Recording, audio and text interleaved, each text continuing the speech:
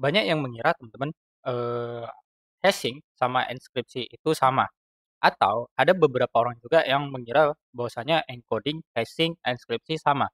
Bahkan ada juga yang mengira bahwasanya, tidak tahu gitu, encoding, hashing, dan juga enkripsi. Jadi di video kali ini teman-teman kita akan menjelaskan semacam apa itu si encoding, hashing, dan juga encryption.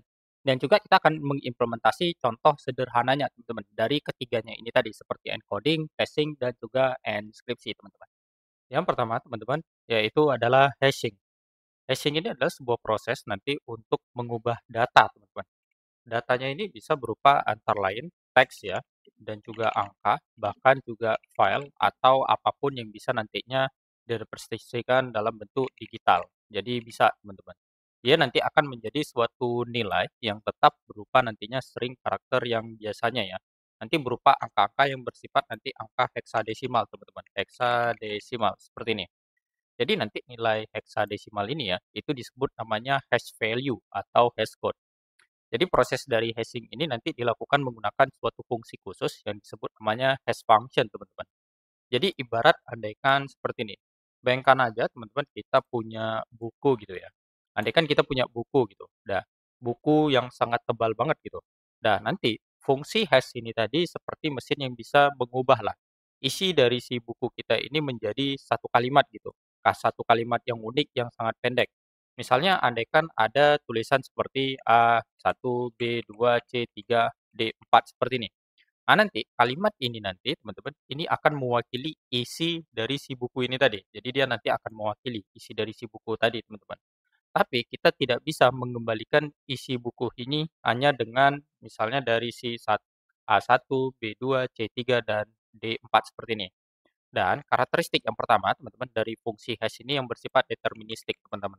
Deterministik seperti ini. Nah, jadi nanti ketika kita melakukan input yang sama, teman-teman, selalu akan menghasilkan hash yang sama. Contoh, misalnya andaikan kita isi kata Willow seperti ini. Nah, nanti dia akan menghasilkan nilai hash yang sama gitu. Misalnya 2C, 3, 4 misalnya, habis itu YU gitu dan lain sebagainya gitu. Misalnya, teman-teman. Oke, dan kemudian dia ini cepat banget gitu. Cepat banget teman-teman ya. Cepat banget untuk dihitung gitu. Untuk dihitung seperti ini. Jadi, meskipun inputnya besar ya, misalnya andaikan kita memiliki lah sebuah data video gitu, misalnya ukurannya sangat besar yaitu 1 giga misalnya seperti ini. Nah, nanti si fungsi hash ini harus bisa gitu menghasilkan output dari hashing-nya tadi teman-teman dari video 1 giga ini yang cepat gitu. Dan kemudian teman-teman, sudah kita ketahui bahwasanya output tetap teman-teman, output tetap panjangnya seperti ini. Nah, jadi entah kita nanti misalnya meng-hash kata A atau novel apa gitu, hasil hash-nya selalu memiliki panjang yang sama. Misalnya andaikan teman-teman untuk 64 gitu, 64 karakter gitu ya, untuk misalnya SHH 256 seperti ini. Dan kemudian teman-teman, dia memiliki efek namanya avalanche teman-teman. Nah, avalanche seperti ini. Nah, jadi teman-teman, avalanche ini atau efek longsor ini ketika nanti misalnya lah, andaikan ada perubahan kecil pada inputnya. Jadi perubahan besar itu dan tidak terduga juga terjadi pada output gitu. Misalnya nih, andaikan teman-teman, kita berikan misalnya kata hello tadi. Nah, hello seperti ini. Dan kemudian dia nanti akan menghasilkan nilainya yaitu 2, habis itu 2, 4, 1, habis itu CU, I, O, P, dan lain sebagainya. Tetapi andaikan hanya ini aja kita ganti Willow teman-teman, otomatis dia mengganti menjadi misalnya di sini berubah gitu menjadi 1C34, YU1 dan lain sebagainya. Jadi inilah yang disebut namanya, avalanche effect atau efek longsor. Jadi ketika kita berubah satu karakter aja teman-teman pada suatu input, nanti suatu perubahan besar itu tidak terduga dan terjadi juga gitu di dalam sebuah output kita. Dan dia ini sangat sulit teman-teman, sangat sulit menemukan 2 input yang berbeda, yang menghasilkan hash yang sama gitu, atau bisa kita katakan dia tahan ya, terhadap collision atau tabrakan teman-teman. Dan ini bersifat one way teman-teman, one way function seperti ini, one way function, atau dia function dengan satu arah. Jadi dari hash ini kita tidak bisa mengetahui input dari aslinya. Nah, ini sangat penting teman-teman untuk dalam hal keamanan. Misalnya dalam kata tanda kutip di sini kayak kita menyimpan password gitu. Oke, jadi teman-teman, menggunakan hashing ini dia bisa digunakan dalam berbagai konteks gitu. Misalnya kita dalam hal menyimpan data dengan sangat cepat, teman-teman. Misalnya seperti apa? Kayak dictionary gitu. Dictionary pada bahasa pemrograman Python, teman-teman. Atau hash map ya. Hash map pada bahasa pemrograman Java, teman-teman. Nah, jadi dia ini nanti struktur data dasarnya dia menggunakan yaitu hash table, teman-teman. Nah, jadi hash table ini dia digunakan untuk menyimpan data yang sangat cepat gitu. Jadi rata-rata aksesnya itu dia bersifat O1, teman-teman, atau konstan gitu. Dan penggunaannya juga di sini untuk web, teman-teman. Nah, untuk web gitu. Jadi untuk dalam situs web atau penyimpanan password ya kita bilang lah. Penyimpanan seperti ini password. Jadi situs web itu dia sebenarnya tidak menyimpan password secara asli gitu. Jadi dia hanya menyimpan suatu hash gitu dari si password tadi. Jadi andaikan saat kita login tadi, sistem dari si aplikasi atau web tadi teman-teman, itu akan menghashing dari si password yang kita ketik. Jadi nanti dia akan ngebandingin teman-teman dengan hash yang sudah tersimpan. Jadi bisa kita bilang teman-teman untuk keamanan yang ekstra juga, nanti kita akan menambahkan semacam namanya salting teman-teman. Salting. Salting ini adalah proses untuk menambahkan data acak gitu sebelum hashing lagi teman-teman agar serangan yang rainbow table itu dia tidak efektif ya. Jadi ada namanya rainbow table teman-teman untuk dalam teknik untuk menyerang gitu dari sistem yang menggunakan teknik hashing teman-teman. Dan kemudian apalagi yaitu dalam hal integritas teman-teman, integritas data juga. Jadi teman-teman saat kita nantinya mengunduh file, jadi nanti penyedia dari sistemnya gitu ya, penyedia dari integritas datanya itu seringkali memberikan semacam checksum namanya teman-teman, atau bisa kita bilang informasi checksnya ya. Dia biasanya tuh misalnya kita pakai SHA 256 atau 512 dan sebagainya gitu. Nanti kita bisa menghash file yang kita unduh tadi dan memastikan nilainya tadi cocok. Artinya, bisa kita bilang tadi file yang kita unduh tadi dia tidak rusak atau tidak bisa dimodifikasi oleh orang siapapun gitu, teman-teman. Dan kemudian penggunaannya ini dalam blockchain, teman-teman. Blockchain atau dalam hal cryptocurrency. Jadi, Bitcoin atau blockchain lainnya ini sangat bergantung pada hashing. Jadi khususnya misalnya SH512 atau 256 teman-teman untuk mengamankan semacam blok-blok dan verifikasi suatu transaksi gitu. Dan kemudian, hash ini juga digunakan sebagai dalam tanda kutip di sini representasi ringkas lah dari suatu dokumen yang sebelum tanda tangani gitu teman-teman secara digital gitu. Jadi bisa kita ketahui teman-teman, banyak teman-teman fungsi-fungsi hash yang populer saat ini juga teman-teman. Yang pertama ada namanya MD5, ini salah satu fungsi dari si hashing teman-teman. Jadi panjang outputnya nanti sekitar 128 bit ya, berarti 32 heksadesimal. Nah, jadi digunakan ini biasanya untuk data-data yang sederhana. Tapi untuk sekarang teman-teman sudah tidak aman lagi karena banyak collision-nya. Dan kemudian ada lagi yaitu SHA-1 teman-teman. Dia ukurannya 160 bit teman-teman yang menghasilkan 40 heksadesimal seperti ini. Nah, kemudian ada lagi yaitu SHA-256. Nah, ini ukurannya 256 bit teman-teman yang terdiri berarti 64 heksadesimal teman-teman. Nah, ini aman ya. Biasanya digunakan di TLS, habis itu di cryptocurrency sederhana teman-teman atau di blockchain sederhana gitu. Habis itu, ada lagi teman-teman yaitu bcrypt teman-teman, bcrypt seperti ini. Nah, bcrypt ini adalah panjang output-nya ini tergantung dari si variabel teman-teman. Jadi ini khusus banget untuk hashing password teman-teman. Dan kemudian ada lagi yaitu Argon 2 teman-teman. Argon ini panjangnya sama kayak sistem kerja dari si bcrypt tadi, yaitu dia bekerja dengan variabel tadi teman-teman, panjang output-nya. Jadi ini ya digunakan untuk misalnya kayak lomba password hashing lah teman-teman ya, seperti itu. Jadi perlu diketahui teman-teman bahwasanya hashing ini tadi, dia nggak bisa dibalik teman-teman. Jadi jangan pernah mengira bahwasanya hashing ini bisa dibalik. Jawabannya tidak bisa ya, karena ini bukan dalam tanda kutip "enskripsi". Nah ini bukan teman-teman, hashing ini. Kalau enskripsi itu bisa dibalik atau decrypted namanya, sedangkan hashing ini dia tidak teman-teman. Nah seperti itu. Oke, habis itu, perlu diketahui juga teman-teman, kalau misalnya kalian mengabaikan salt, tanpa adanya salting teman-teman, password yang sama gitu akan menghasilkan hashing yang sama gitu. Dengan tanda kutip di sini teman-teman mudah untuk di-hacking atau diretas teman-teman. Sekarang teman-teman kita akan buat contoh sederhana dari misalnya implementasi dari function hash ini tadi atau fungsi hash. Kita akan buat implementasi dari si hash table teman-teman ya. Oke, yang pertama kita buat kelas saja seperti ini, yaitu misalnya hash table, teman-teman, seperti ini. Dan kemudian kita buat konstruktornya terlebih dahulu, teman-teman. Jadi kita buat def init, kemudian kita isi self seperti ini, dan kemudian kita isi size-nya dengan tipe data integer kita buat 10 dengan nilai kembalian yaitu non, teman-teman. Jadi kita akan menginisialisasi hash table dengan kapasitas awalnya ini yaitu ukurannya adalah 10, teman-teman. Oke, dan kemudian kita buat aja self size sama dengan dari si size. Dan kita implementasiin dari si tabelnya. Jadi kita bisa buat self table seperti ini dan kemudian kita buat dengan tipe datanya list yang terdiri dari list, teman-teman, elemennya yaitu dia dalam elemen list ini terdiri dari tuple, teman-teman, yang berisi nanti nilainya apa saja gitu, yaitu any, kita buat any seperti ini, teman-teman. Oke, jadi di sini kita buat any-nya dengan menggunakan annotation typing, teman-teman ya. Kita buat any seperti ini. Oke, dan kemudian kita bisa isi, teman-teman, nilai dari size-nya. Jadi kita bisa isi list kosong, habis itu for underscore in range dari si size yang kita buat. Jadi bisa kita bilang, teman-teman, self table ini adalah si list dari si list, teman-teman, daftar dari si daftarnya lah. Jadi nanti setiap elemen dari si table ini nanti disebut namanya yaitu adalah bucket, teman-teman. Jadi nanti setiap dari si bucket ini adalah semacam list yang berisi sebuah key dan value, atau pasangan lah ya, data pasangan key dan value, teman-teman. Jadi nanti setiap pasangan ini nanti direpresentasikan sebagai tuple. Jadi pasangan tuple yaitu key dan value. Jadi sebagai contoh, teman-teman, misalnya kita buat seperti ini, implementasi sederhananya. Jadi misalnya kita buat andaikan di sini yaitu nama gitu, yaitu nama misalnya kita isi Arfi seperti ini. Nanti ini inisialisasinya bucketnya yaitu 0 gitu. Dan kemudian misalnya kita isi lagi di sini, yaitu nanti di sini bucket yang ke satu gitu. Dan kemudian kita isi lagi, misalnya andaikan lagi, teman-teman, ada misalnya umur 25 gitu ya. Habis itu kita buat lagi yaitu kota misalnya, kemudian di sini kita buat lagi misalnya Aceh gitu, teman-teman.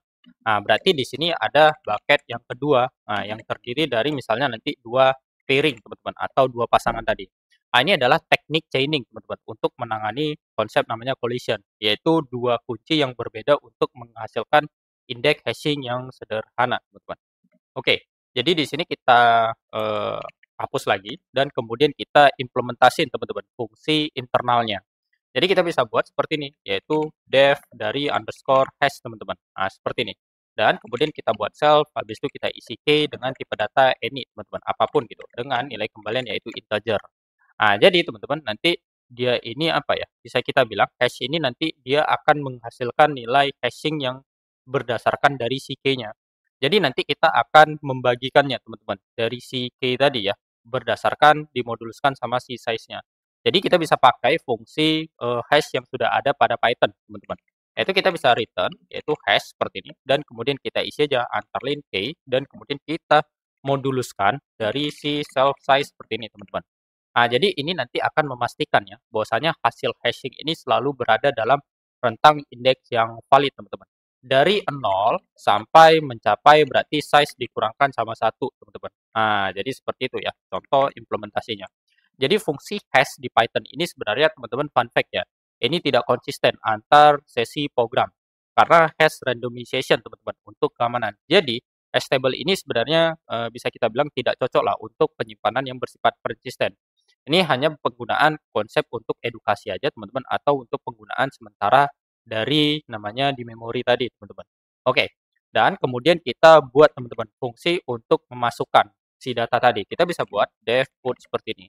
Dan kemudian kita buat self key dengan tipe data any dan kemudian value-nya kita isi any, teman-teman. Dengan nilai kembalian tidak ada karena ini void function, teman-teman. Kemudian kita akan hitung indeks tempat di pasangannya tadi, teman-teman. Kita bisa buat underline index seperti ini dan kemudian kita buat aja self dari si hash-nya seperti ini.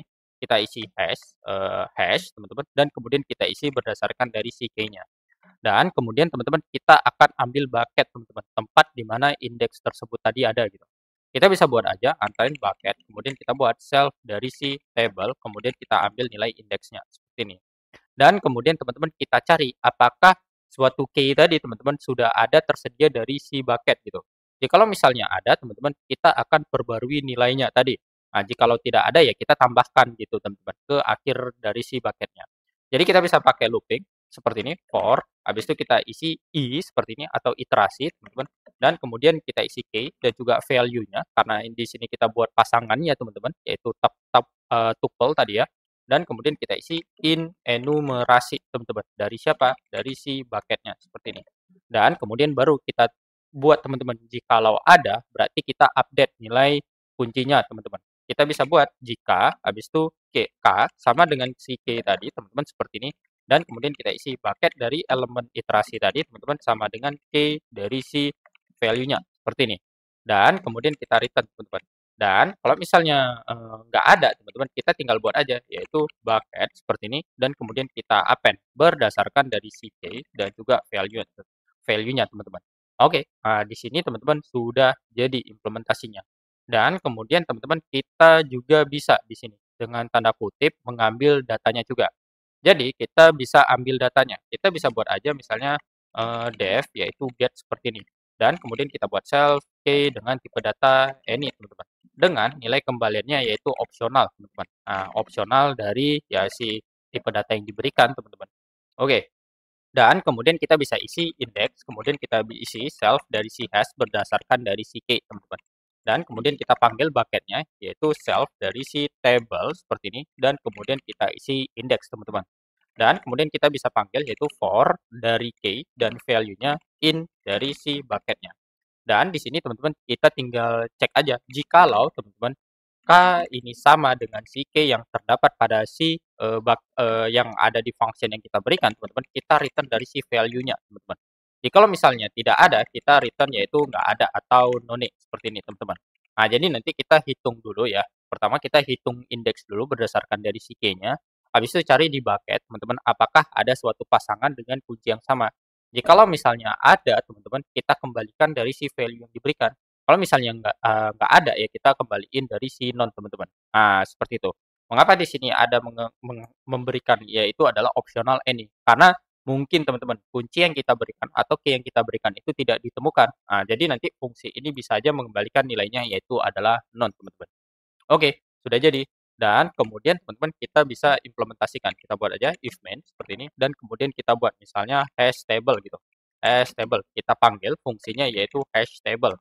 Dan kemudian kita isi size-nya misalnya di sini antara 5, teman-teman. Oke. Dan kemudian kita simpan datanya. Kita buat hash table, kita buat put di sini. Misalnya kita isi key-nya yaitu nama dan kemudian kita isi misalnya RV seperti ini, teman-teman. Dan kemudian kita buat lagi hash table, kita isi yaitu misalnya put lagi, yaitu misalnya umur gitu. Kita isi 30, teman-teman. Dan kemudian kita buat lagi misalnya hash table. Dan kemudian kita isi lagi misalnya put yaitu kota, kita isi di sini misalnya Aceh, teman-teman.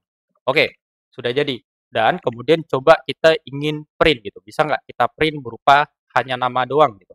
Kita bisa print antara lain yaitu hash table, teman-teman, dan kemudian kita get aja dari siapa misalnya. Dari pasangan key-nya yaitu nama gitu. Oke, kita save dan kemudian kita bisa jalankan. Nama filenya yaitu belajar.py. Kita jalankan yaitu python belajar.py. Nah, di sini akan menghasilkan value-nya yaitu RV, teman-teman. Oke, bagaimana jikalau misalnya andaikan teman-teman kita isi cari data yang nggak ada gitu. Oke, misalnya kita cari key berdasarkan misalnya namanya yaitu negara gitu, karena kan kita belum isi negara ya. Oke, kita save dan kemudian kita jalankan lagi. Python belajar.py. Nah, di sini akan menampilkan nilainya yaitu adalah none, karena memang nggak ada, teman-teman. Dan bahkan kita bisa mengupdate nilainya, teman-teman, berdasarkan dari pasangan key-nya gitu. Nah, kita bisa buat aja hash table seperti ini dan kemudian kita put. Misalnya, andaikan di sini kita ingin ganti umur gitu. Oke, kita print dulu ya, yaitu umur. Misalnya seperti ini, teman-teman. Umur. Habis itu kita tandai print, misalnya print misalnya sesudah diganti key-nya, teman-teman. Dan kemudian kita buat umur seperti ini kita ganti menjadi misalnya andaikan dia itu adalah 21 gitu, teman-teman. Kita save, kita print dulu jangan lupa, kita print hash table lagi di sini yaitu get, teman-teman. Dan kemudian kita panggil yaitu si umurnya. Kita save dan kemudian kita bisa jalankan yaitu Python seperti ini belajar.py. Nah, di sini sorry, bukan ptython, teman-teman, tapi Python belajar.py. Nah, di sini ada teman-teman nilai pertamanya yaitu 30. Sesudah diganti teman-teman yaitu value-nya ya, bukan key-nya ya. Value-nya yaitu akan menghasilkan 21 teman-teman. Nah, seperti itu. Jadi bisa kita bilang teman-teman konsep dari penggunaan kode ini dia ada namanya hashing, yaitu dia mengubah kunci tadi menjadi suatu indeks numerik. Dan teman-teman dia ada namanya collision di sini. Karena dua kunci berbeda nanti akan menghasilkan indeks yang sama. Jadi nanti ditangani dengan chaining. Dan time complexity dari si put ini teman-teman bersifat O1 teman-teman, untuk insert-nya. Tetapi bisa menjadikan nilainya yaitu ON teman-teman, jika andaikan collision buruk teman-teman. Dan kemudian ini versi statik ya, atau ukuran tetap teman-teman. Kalau misalnya aslinya, kalau dalam, project-project yang profesional, biasanya itu tergantung teman-teman, dia resizable, ya dia otomatis bisa memperbesar atau bisa otomatis memperkecil gitu. Jadi seperti itu teman-teman. Jadi keterbatasan dari si implementasi kita ini sebenarnya ukurannya tetap, teman-teman. Jadi dia ini tidak otomatis memperbesar ya saat penuh gitu. Dan dia tidak mendukung juga fungsi antara lain menghapus gitu. Jadi tidak ada metode untuk menghapus dari si key kita juga. Dan ini tidak aman juga teman-teman ya untuk kunci yang tidak hashable gitu. Jadi nanti akan error jika kita pakai list sebagai kuncinya sebenarnya. Dan kemudian hash Python ini dia tidak konsisten antaranya. Jadi tidak bisa dipakai untuk simpan file. Jadi untuk kebutuhan nyatanya kita bisa pakai aja yaitu dictionary, teman-teman. Jadi kita bisa pakai dictionary bawaan dari si Python. Ya memang sudah dioptimalkan dengan aman, teman-teman. Sekarang kita masuk ke dalam encoding, teman-teman. Jadi encoding ini adalah proses mengubah data ya dari suatu representasi ke bentuk representasi lain yang dapat disimpannya. Nah, nanti dia bisa dikirim atau diproses oleh suatu sistem komputer. Jadi encoding itu mengubah suatu data dari satu bentuk representasi ke representasi lainnya, teman-teman. Itu salah satu dari si encoding. Jadi teman-teman, encoding itu kan sebenarnya kayak menerjemahkan dari bahasa manusia ke dalam kode yang nantinya dimengerti oleh si mesin atau sebaliknya. Seperti contoh, misalnya kan komputer tadi teman-teman, komputer kita buat di sini, dia kan hanya mengerti nilai bit ya, yaitu 0 dan juga 1 teman-teman, seperti ini. Tapi manusia kan sebenarnya kan bekerja, manusia ya, bekerja kan sebenarnya dengan teks, gambar, habis itu suara, bahkan video. Jadi si encoding inilah salah satu sebagai jembatannya teman-teman antara dunia analog atau manusiawi gitu teman-teman ya ke dunia digital atau biner teman-teman. Jadi encoding ini sangat dibutuhkan karena komputer itu tidak mengerti teman-teman ya teks tadi atau emoji atau huruf A misalnya, B, C, gambar dan lain sebagainya. Kan mereka ini hanya mengenal angka ya. Jadi kita perlu teman-teman sebuah aturan baku tadi untuk mengatakan misalnya seperti ini. Setiap kali kita lihat teman-teman, lihat misalnya angka 65. Berarti nanti ini berarti huruf dari kapital A seperti ini teman-teman. Nah itulah inti dari si encoding tadi. Jadi dia nanti akan membuat semacam pemetaan antara simbol seperti huruf dan angka yang bisa nantinya disimpan sebagai bit teman-teman. Seperti itu. Yang paling pertama teman-teman, encoding ada namanya yaitu char encoding teman-teman atau karakter encoding. Jadi ini yang paling sering kita temui teman-teman. Salah satunya yaitu ASCII atau bisa kita bilang teman-teman American Standard Code for Information Interchange namanya. Jadi teman-teman, ini dibuatkan pada tahun 1960-an ya. Dan dia hanya mendukung sekitar bisa kita katakan 128 karakter teman-teman. Dimulai dari huruf A dan sampai huruf Z yang kapital teman-teman dan kecil. Dan juga nanti mendukung juga 0 sampai 9 teman-teman seperti ini. Dan juga ada tanda baca atau punctuation teman-teman dan kontrol-kontrol lainnya seperti enter, spasi dan sebagainya gitu ya. Dan kemudian teman-teman, setiap karakter itu nanti dipetakan sebagai satu byte atau berukuran 8 bit teman-teman. 8 bit seperti ini. Jadi teman-teman bisa kita bilang nanti contohnya kita hanya menggunakan 7 bit yang kita pakai. Seperti misalnya, jikalau misalnya huruf A ini nanti dipetakan dengan angka 65 gitu. Dan kemudian huruf A kecil berarti dipetakan dalam bentuk 97. Dan misalnya 0 ini dipetakan dalam bentuk nanti 48 atau huruf O sebenarnya teman-teman. O seperti ini, misalnya dipetakan dalam huruf 48 gitu. Seperti ini. Jadi, sebenarnya kan penggunaan dari ASCII ini kan dia tidak mendukung ya, semacam aksara-aksara yang non-Inggris gitu. Seperti misalnya bahasa Chinese gitu, bahasa Rusia, atau bahasa-bahasa non-Latin gitu teman-teman. Jadi ini salah satu contoh dari jenis encoding, yaitu karakter encoding. Dan kemudian ada lagi teman-teman, yaitu UTF teman-teman, UTF-8 atau bisa disebut namanya Unicode Transformation Format namanya, dengan ukuran 8 bit gitu. Jadi ini merupakan salah satu standar modern lagi untuk semua teks yang ada di internet. Jadi lebih dari sebenarnya 80% teman-teman, 80% atau 90% bisa dikritisi lagi, dia menggunakan UTF-8 ini tadi. Dan dia juga mendukung semua bahasa yang di dunia, teman-teman. Termasuk dari si emoji, dan kemudian dia backward compatible. Jadi dia sangat kompatibel juga, teman-teman, dengan si bahasa dari encoding dari si ASCII, teman-teman. Jadi karakter ASCII tadi tetap berkode 0 sampai 127. Dan kemudian panjang variabel dari si UTF-8 ini, teman-teman, 1 sampai 4 byte per karakter. Jadi misalnya andaikan teman-teman, kita petakan dengan huruf A, berarti ini huruf A ini ukurannya 1 byte teman-teman, dengan nilai heksadesimalnya berarti 0x41 gitu. Dan misalnya angka non Latin teman-teman, misalnya bahasa-bahasa non Latin ya, misalnya bahasa Chinese gitu. Nah, kalau bahasa Chinese ini dia berukuran nanti 3 byte teman-teman, dan emoji nanti berukuran 4 byte teman-teman. Jadi UTF-8 ini atau Unicode Transformation Format ini dia adalah pilihan default teman-teman, yang universal dan juga aman.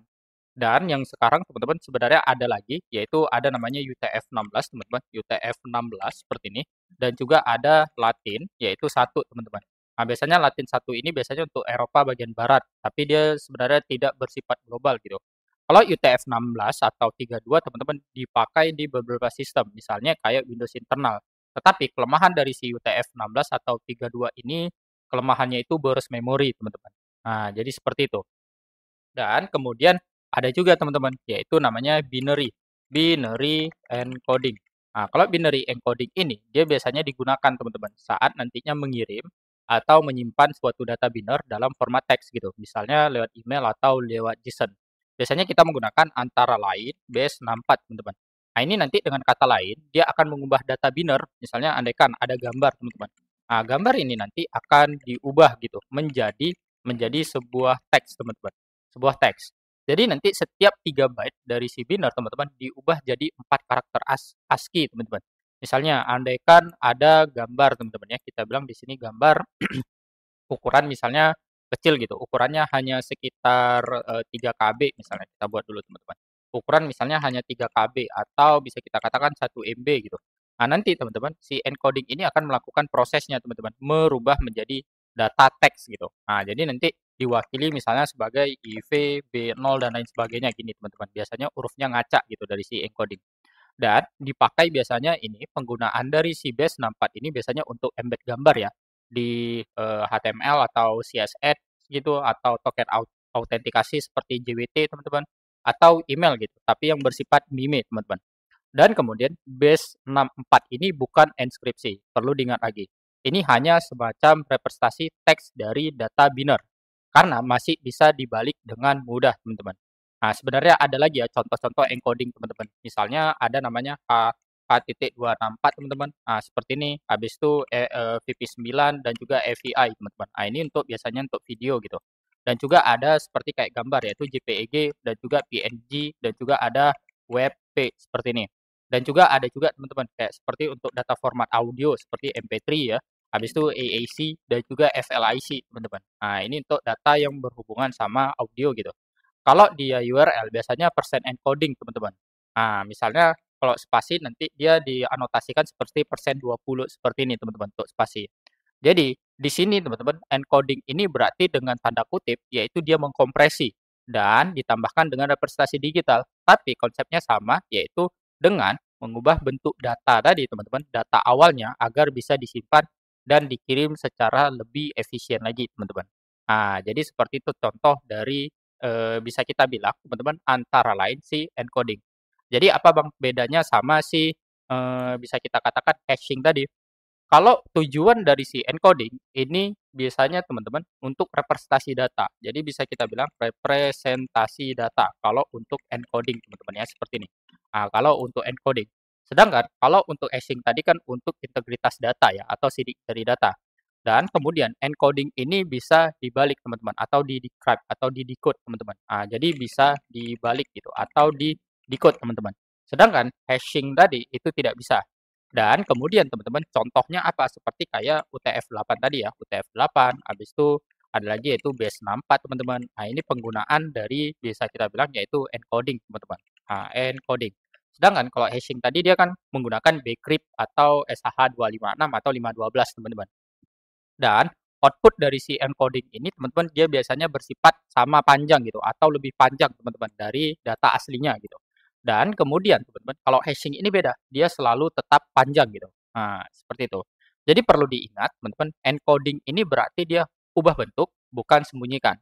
Sedangkan yang hashing yang kita sebut sebelumnya yaitu kita buat semacam integritas data atau buat sidik jari yang tidak bisa dapat dikembalikan gitu teman-teman. Itu merupakan salah satu contoh dari si encodingnya.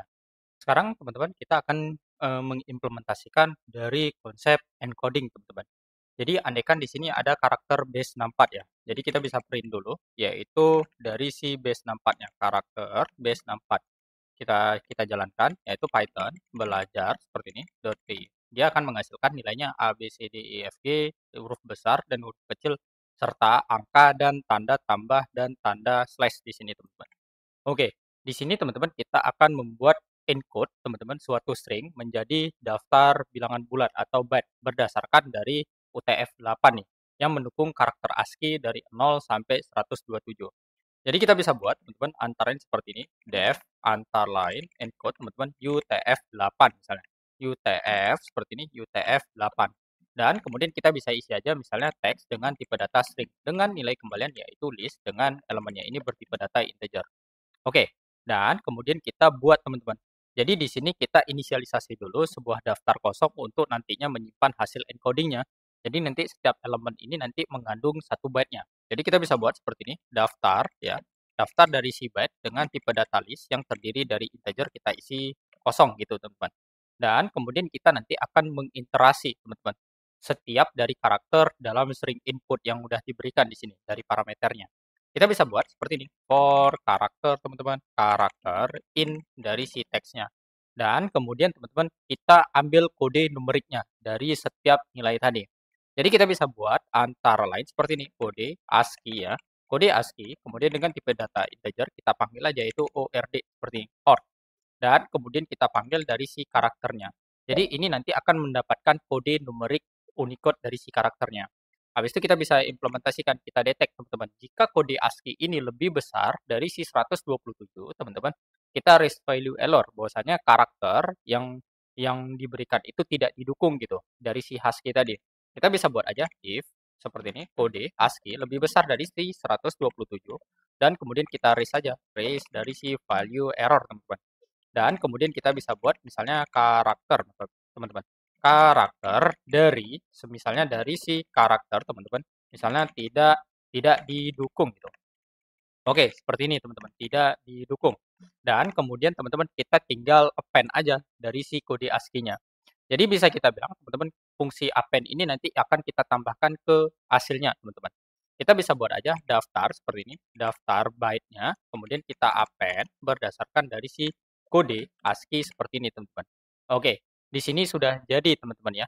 Dan kemudian kita tinggal return dari si daftar byte-nya. Kita tinggal buat aja return dari si daftar byte seperti ini. Oke, di sini teman-teman kita udah jadi untuk nge-encode-nya teman-teman dari si UTF-8.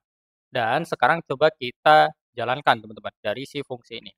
Kita bisa if aja, if main seperti ini dan kemudian kita tinggal print aja. Misalnya kita buat encode UTF-8 dan kemudian kita isi karakternya. Misalnya coba kita kasih karakter base 64 dan kemudian kita tinggal jalankan Python belajar.py. Nah, di sini nanti akan menampilkan teman-teman yaitu nilai huruf A besar tadi. Kita jalankan ya Python belajar lagi.py. Oh, sorry teman-teman, kita tampilkan ininya terlebih dahulu ya. Kita print aja di sini, print karakternya teman-teman. Karakter base 64-nya. Dan kemudian kita tinggal jalankan. Nah, di sini huruf A ini diindikasikan sebagai 65, B 66, C 67, dan D ini 68 dan seterusnya teman-teman hingga mencapai nilainya yaitu 47. Jadi ini merupakan salah satu konsep sederhana teman-teman ketika kita ingin membuat sebuah contoh dari si encode teman-teman UTF-8. Dan bahkan kita juga bisa di sini teman-teman. Misalnya nih, kita ingin dalam salah satunya di sini mendekode lagi teman-teman dari suatu karakter data gitu. Misalnya kita ingin menjadi 64 menjadi huruf apa gitu. Nah, habis itu nanti 65 menjadi apa gitu teman-teman. Kita bisa buat sebuah fungsinya underline def, kemudian kita buat aja decode UTF-8 seperti ini teman-teman. Dan kemudian kita tinggal buat aja daftar dari si byte-nya dengan tipe data list yang terdiri dari integer dengan nilai kembalian yaitu adalah string. Dan kemudian kita buat dulu inisialisasi teksnya, teman-teman. Teks hasil seperti ini. Teks hasil dengan tipe data string kita isi kosong dulu. Dan kemudian kita buat aja for byte in dari si daftar byte-nya. Dan kemudian kita buat teman-teman, jikalau misalnya byte kurang dari 0 atau lebih dari si 127 kita buat teman-teman bahwasanya nggak valid gitu untuk encoding dari si ASCII atau UTF-8 ini teman-teman. Kita bisa buat jika yaitu byte kurang dari si 0 atau byte ini lebih besar dari si 127 teman-teman kita raise value errornya. Kita tandakan bahwasanya ya kita buat yaitu byte dari si byte ini tadi teman-teman seperti ini tidak valid gitu. Oke. Dan kemudian kita tinggal tambahkan aja teks hasil tadi teman-teman. Kita tambahkan dan kemudian kita ubah kode numerik tadi menjadi suatu karakter. Kita bisa buat yaitu teks hasil seperti ini dan kemudian kita tambahkan sama CHR seperti ini teman-teman. Nah, jadi nanti akan mengubah tipe data integer yang kita berikan teman-teman menjadi sebuah karakter numerik yang menjadi karakter. Dari siapa? Dari si byte seperti ini. Dan kemudian kita tinggal return dari si teks hasil, teman-teman. Oke, sudah jadi. Dan sekarang kita coba jalankan terlebih dahulu. Misalnya, andaikan di sini teman-teman encode ya, encode hasil gitu. Dan kemudian kita panggil fungsinya, teman-teman ya. Fungsi dari si encode UTF-8 yang merupakan dari si karakter base 64. Dan kemudian kita tinggal print, antara lain kita decode, teman-teman. Kita decode UTF-8 berdasarkan dari si encode hasil seperti ini. Kita save dan kemudian kita jalankan. Nah, bagian ini kita hapus komentari dulu ya. Oke, di sini kita komentari dan kemudian kita jalankan Python belajar.py. Nah, di sini teman-teman, otomatis ini kan kata yang kita print di bagian atas ya, yang ini. Dan kemudian dia berubah lagi teman-teman menjadi kata yang utuh gitu. Nah, jadi kalau misalnya mau pembuktiannya teman-teman, ini bisa kita komentari dan ini kita tampilkan lagi teman-teman. Oke, kita jalankan Python belajar.py. Nah, di sini nanti berubah teman-teman dari 65 menjadi huruf A, 66 menjadi huruf B, 67 menjadi huruf C, dan seterusnya teman-teman. Nah, ini merupakan salah satu contoh sederhana teman-teman dari konsep kerja dari si encoding. Jadi bisa diketahui bahwasanya dari kode ini, encoding ini adalah proses ya, yang tadinya mengubah data teks menjadi representasi numerik yang kita lihat teman-teman. Dan kemudian decoding ini tadi atau decode ini teman-teman kita kan prosesnya ya mengubah byte menjadi suatu teks gitu. Dan kemudian karakter ASCII ini tadi teman-teman yaitu subset pertama lah dari si Unicode 0 sampai 127 teman-teman. Yang memang sebenarnya didukung gitu penuh oleh si UTF-8 sebagai satu byte gitu. Dan kemudian teman-teman semua karakter-karakter ASCII yang kita tampilkan tadi ini valid ya secara otomatis di dalam UTF-8-nya teman-teman. Oke, jadi dari implementasi ini pasti ada keterbatasannya lagi teman-teman. Karena ini hanya mendukung nilai ASCII. Dia tidak bisa menangani huruf yang ada aksen ya atau bahasa non-Latin bahkan emoji. Jadi ini sebenarnya tidak benar-benar seperti UTF-8 penuh, tetapi UTF-8 sejatinya menggunakan 1 sampai 4 byte karakternya. Dan kemudian ini tidak efisien banget teman-teman untuk string panjang karena kita menggunakan tadi string concatenation. Nah, seperti ini. Dia bisa lambat teman-teman, tapi kita gunain ini untuk edukasi karena tadi hasil dari daftar byte-nya tadi teman-teman, kita langsung tambahkan terus ke dalam string teman-teman.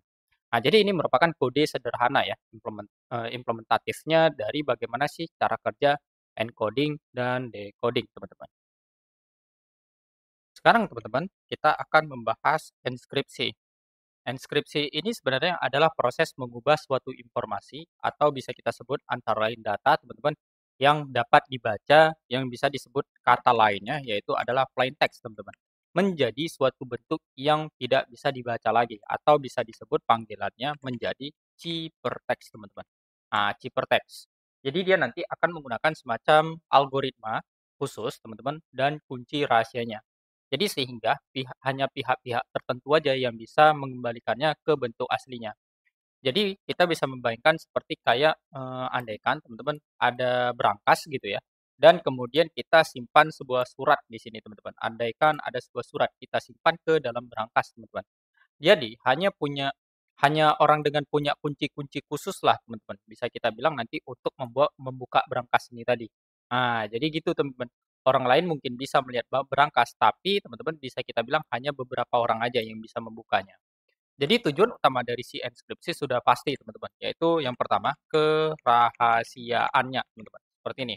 Karena hanya pihak-pihak tertentu yang bisa membaca datanya. Dan kemudian yang kedua teman-teman, yaitu integritas teman-teman. Nah, jadi dia biasanya dipadukan juga dengan enskripsi yang dimana nanti kita memastikan ya, data ini tidak diubah selama terjadinya transit data tadi teman-teman, atau pengiriman data. Dan kemudian berhubungan sama autentikasi seperti ini. Nah, jadi ini memastikan data tadi benar-benar berasal dari pengirim yang sah. Jadi catatannya teman-teman, enskripsi dari si utamanya ini ya tujuannya untuk kerahasiaan, untuk integritas atau untuk autentikasi. Jadi kita biasanya pakai hashing plus dari si signature-nya teman-teman atau tanda tangan digital gitu. Oke, yang pertama teman-teman, dalam enskripsi ini ada dua jenis utama. Yang pertama teman-teman yang kita ketahui ada namanya simetris teman-teman, simetris atau bisa kita katakan symmetric encryption gitu. Jadi konsep kerja dari si enskripsi ini teman-teman, di mana nanti ada satu kunci ini teman-teman digunakan untuk enskripsi dan deskripsi. Jadi misalnya nih, kita ada pengirim satu dan ada pengirim ke penerimanya gitu. Dan kemudian nanti pengirim dan penerimanya ini teman-teman, dia menggunakan satu kunci teman-teman, satu kunci tadi. Dan kemudian ini penggunaan dari simetris ini tadi, jadi ketika kita kirim data, misalnya lah, dari huruf A, B, C, nanti dienkripsi menjadi misalnya C, A, B gitu, dengan kata kunci misalnya satu gitu teman-teman. Nah nanti kita kasih tahu ke penerimanya bahwasanya, oh ini satu gitu. Nah nanti begitu datanya dikirim, teman-teman dideskripsikan lagi menjadi A, B, C. Nah jadi seperti itu teman-teman.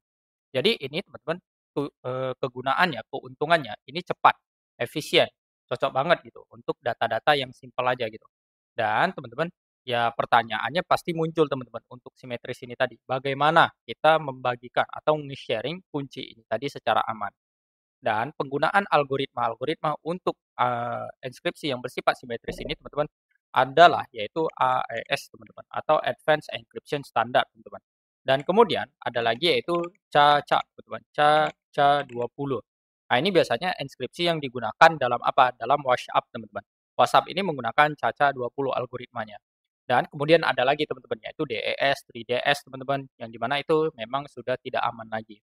Jadi teman-teman, analogi dari si enskripsi ini kayak seperti kamu dan teman kamu tuh punya kunci gembok yang sama gitu. Dan kamu tadi mengunci kotak dengan kunci itu tadi, temanmu juga membukanya dengan kunci yang sama, teman-teman. Nah, seperti itu.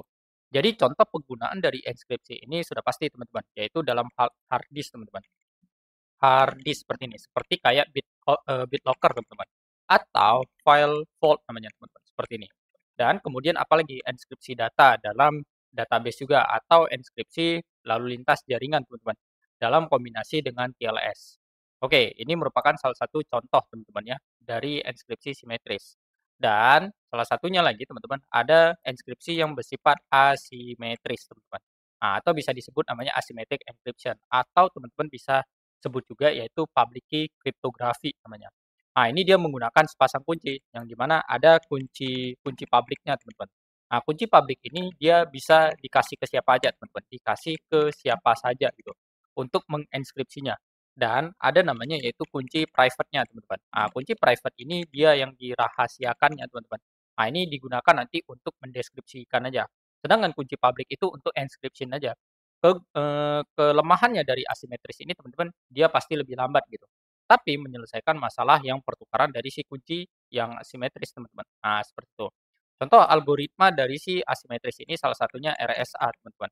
Nah, RSA yang dipakai di SSL atau TSS. Dan kemudian ada namanya ECC teman-teman. Nah, ini elliptic curve cryptography. Nah, ini lebih efisien. Biasanya dipakai dalam perangkat-perangkat mobile teman-teman. Nah, kalau misalnya ED, ada lagi teman-teman, yaitu ED 255, teman-teman, 25519. Nah, ini biasanya untuk tanda tangan digital yang cepat, yang untuk cepat aja gitu, teman-teman. Nah, seperti itu. Dan bisa kita bilang, teman-teman, ya inilah enskripsi asimetris ini memiliki dua metodologi, yaitu kunci publik dan kunci private-nya. Jadi kunci publik ini siapa saja bisa dapat, teman-teman. Tapi ini tujuannya untuk enskripsi.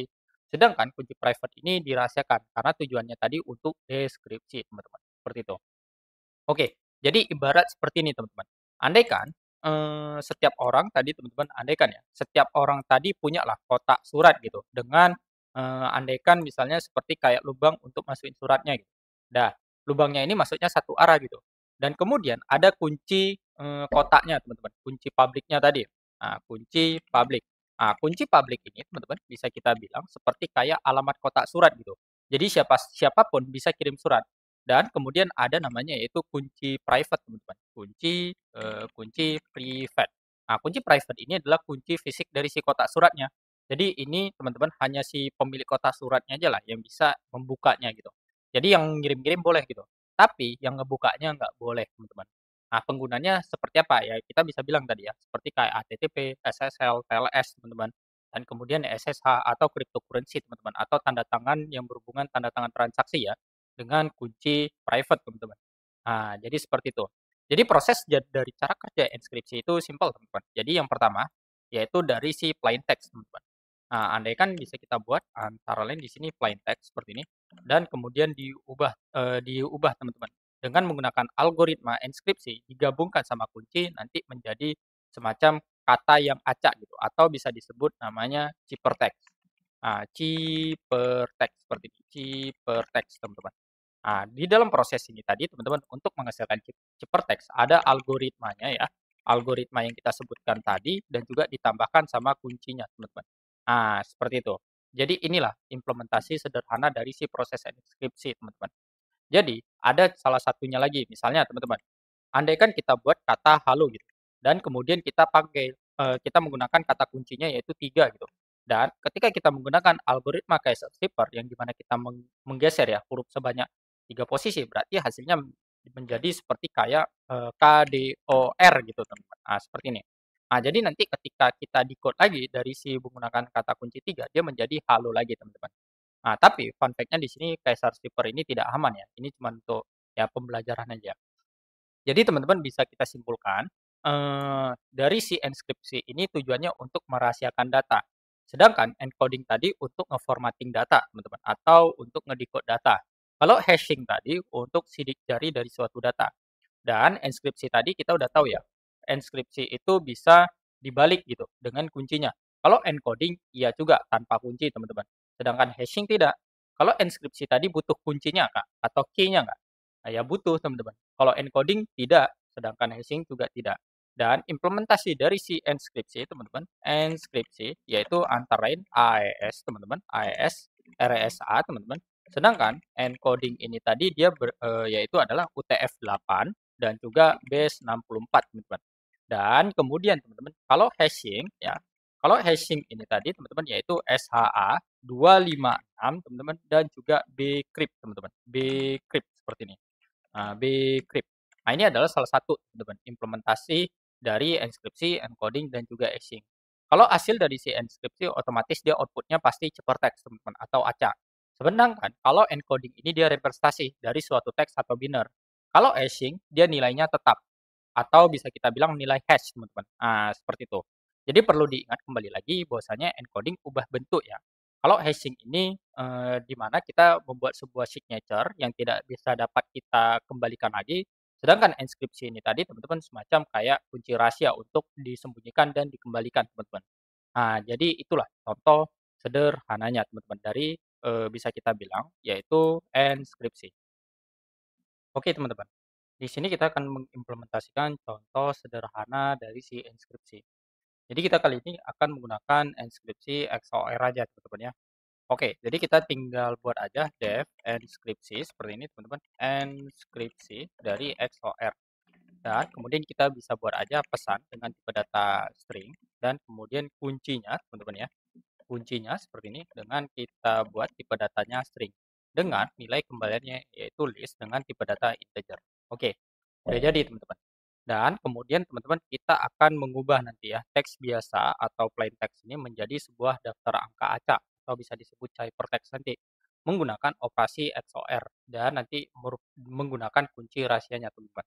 Jadi kita buat dulu jikalau teman-teman kunci tidak ada gitu atau tidak diinisialisasi, kita raise value error teman-teman.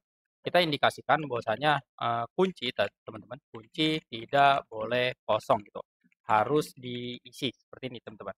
Jadi nanti kita akan memastikan dulu bahwasanya kunci tadi tidak boleh kosong karena enkripsi tanpa kunci ya tidak masuk akal juga gitu. Dan kemudian kita akan membuat semacam daftar kosong untuk menyimpan hasil deskripsinya, hasil enskripsinya teman-teman.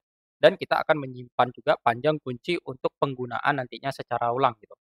Oke, kita bisa buat aja seperti ini. Daftar, teman-teman, daftar byte terenskripsi misalnya, terenskripsi seperti ini. Dengan tipe data list yang terdiri dari integer seperti ini. Dan kemudian kita isi dengan list kosong terlebih dahulu ya. Oke, dan kemudian kita buat panjang kuncinya, teman-teman, seperti ini. Panjang kuncinya dengan tipe data integer kita ambil panjang dari si kuncinya, teman-teman. Oke, dan kemudian kita akan looping teman-teman, tiap karakter dari si pesan tadi dengan menggunakan enumerasi. Jadi enumerasi nanti akan memberi semacam nomor urut dari suatu indeks tadi teman-teman. Dan juga nilai dari si karakter tadi, dari setiap huruf dalam pesan kita. Jadi kita bisa buat aja for index seperti ini, index, dan juga kita panggil karakter in enumerasi. Dari siapa? Dari si pesan seperti ini teman-teman. Oke, dan kemudian kita ambil karakter kuncinya teman-teman, secara siklik namanya. Nah, jadi nanti kita buat seperti ini, karakter kuncinya teman-teman seperti ini dengan tipe data string, kemudian kita isi kunci dari elemen indeks dimoduluskan teman-teman, dimoduluskan sama si panjang kuncinya. Jadi nanti konsepnya teman-teman, jikalau kuncinya lebih pendek dari si pesan nanti ya, kita ulang gitu. Nah, contohnya misalnya andaikan kita buat seperti misalnya halo teman-teman. Nah, halo ini kan misalnya 4 karakter ya, karakter. Dan misalnya nanti diisilah kunci gitu. Nah, kuncinya yaitu AB misalnya. Kan AB ini 2 karakter teman-teman ya. 2 karakter. Karakter seperti ini, karakter. Jadi nanti dia akan menghasilkan nanti pasangannya teman-teman antara H A gitu teman-teman. Habis itu kemudian A, B gitu teman-teman. Dan juga L, A, kemudian nanti O, B seperti ini teman-teman. Nah, jadi kayak gitu teman-teman implementasinya. Nah, inilah yang disebut namanya repeating key dari si XOR-nya teman-teman. Oke, dan kemudian teman-teman kita tinggal implementasikan aja dari konsep karakter kuncinya tadi. Kita bisa buat antara lain seperti ini, yaitu byte dari si kuncinya teman-teman ya. Nah, jadi kita bisa buat byte dari si pesan dulu, teman-teman. Byte dari si pesan dengan tipe data integer kita panggil or dari si karakter seperti ini. Karakter, teman-teman. Nah, karakternya. Oke. Dan kemudian teman-teman karakter seperti ini ya. Karakter dan kemudian kita buat lagi yaitu byte dari si kuncinya. Nah, ini dengan tipe data integer kita ambil juga or-nya teman-teman dari si karakter kunci. Dan kemudian kita tinggal pangkatkan aja byte, teman-teman, byte terenkripsi gitu. Terenkripsi seperti ini. Dengan tipe data integer kita pangkatkan aja byte dari si pesan, teman-teman. Kemudian kita pangkatkan dari si byte kunci seperti ini. Oke, dan kemudian teman-teman kita tinggal tambahkan lagi dari si daftar byte terinskripsi tadi. Daftar byte terinskripsi kita append berdasarkan dari si byte yang terinskripsi dan kemudian kita tinggal return aja dari siapa? Daftar byte terinskripsi, teman-teman. Oke, di sini teman-teman kita sudah jadi ya implementasi dari bagaimana konsep dari XOR tadi, teman-teman. Dan kemudian kita tinggal jalankan aja teman-teman implementasi dari kodenya. Oke, kita bisa buat aja if main seperti ini dan kemudian kita misalnya pesannya teman-teman, pesan kita gitu. Dengan kita isi misalnya string di sini RV gitu. Dan kemudian kita buat teman-teman, misalnya di sini kuncinya teman-teman, kuncinya dengan tipe data string. Kita buat misalnya di sini antara lain James gitu. Kita buat panjang aja ya, RV Slowy. Dan kemudian kita buat di sini misalnya kunci seperti ini. Dan kemudian kita bisa panggil teman-teman print ya. Print dari siapa? Dari si enskripsi XOR yaitu merupakan pesan kita ya teman-teman, pesan kita dan juga pesan dari si aslinya teman-teman. Nah, pesan kita dan juga kuncinya, mohon maaf. Oke, dan kita save, kemudian kita jalankan teman-teman. Kita jalankan Python belajar.py. Nah, jadi nanti otomatis teman-teman kunci dari si XOR akan menghasilkan 10, 7, 8, 26, 73, 24, 25, 1, 20, dan 16 teman-teman. Nah, ini merupakan salah satu implementasi dari si XOR.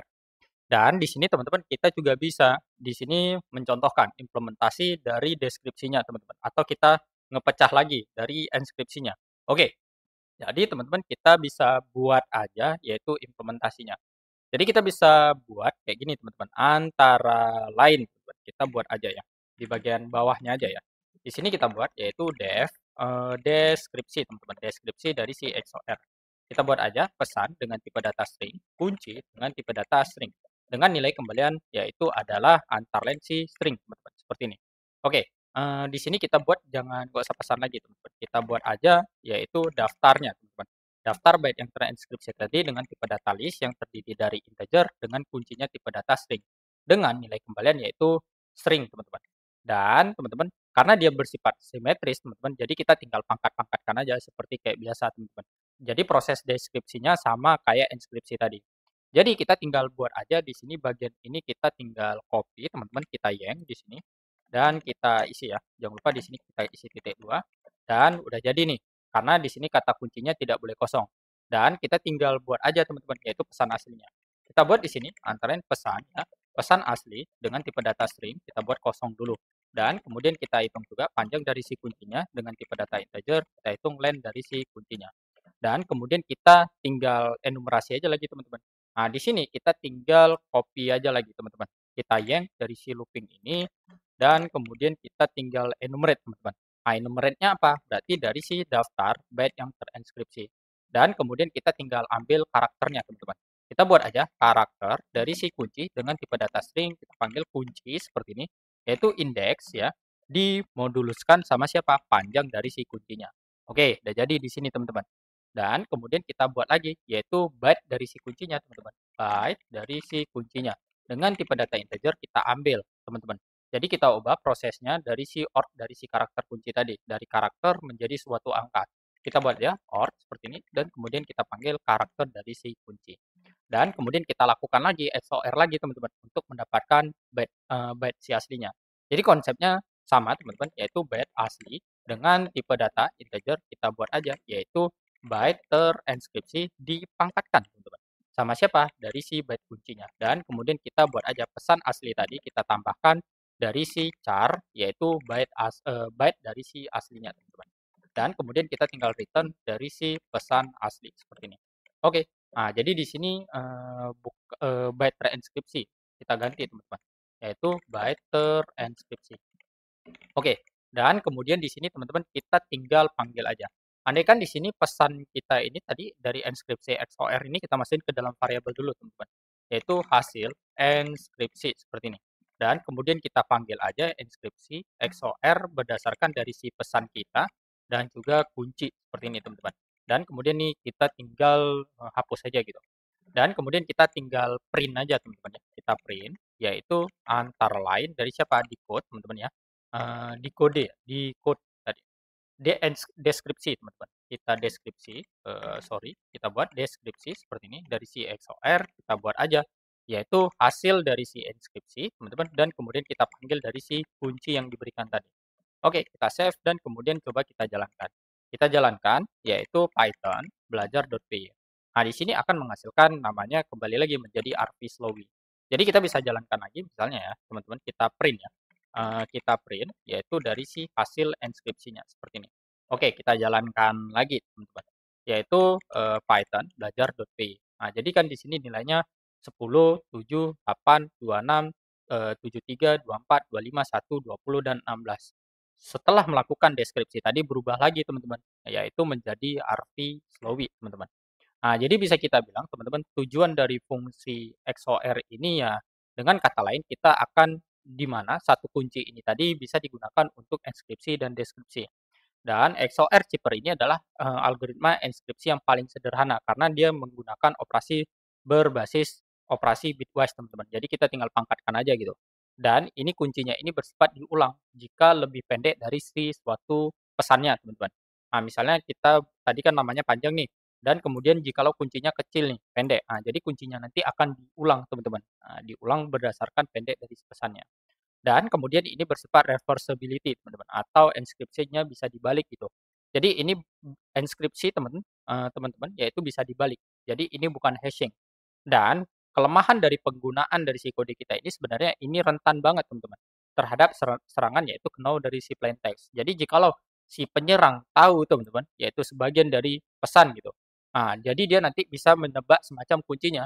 Dan jikalau kuncinya ini tadi pendek teman-teman, Ya kuncinya pendek lah ya, polanya nanti bisa muncul teman-teman. Jadi mudah dianalisis dengan namanya frekuensi analisis. Dan penyerang tadi juga bisa mengubah ciphertext-nya dan penerima tidak tahu datanya sebenarnya sudah dimodifikasi. Oke, jadi bisa kita bilang teman-teman inilah salah satu implementasi dasar dari namanya enskripsi. Sekian aja teman-teman penjelasan kita tentang enskripsi dan juga encoding dan juga hashing. Jadi semoga aja teman-teman dengan materi ini teman-teman bisa mengerti apa perbedaan dari hashing, encoding, dan juga encryption. Jadi masih banyak teman-teman orang yang mengira bahwasanya ya enskripsi sama dengan hashing teman-teman. Padahal tidak gitu. Dan di sini teman-teman kembali lagi segala informasi yang saya berikan mohon ditelaah lagi, dicari tahu lagi informasinya teman-teman. Dan kembali lagi saya hanya fakir ilmu dan segala ilmu yang banyak itu teman-teman hanya datang dari Tuhan Yang Maha Esa. Jadi teman-teman boleh banget untuk hantam aja kolom komentar berupa kritik dan saran ya. Oke, saya Arvis Loy di sini teman-teman. Terima kasih atas perhatiannya. Jangan sampai kalian overfitting ya. Bye bye teman-teman.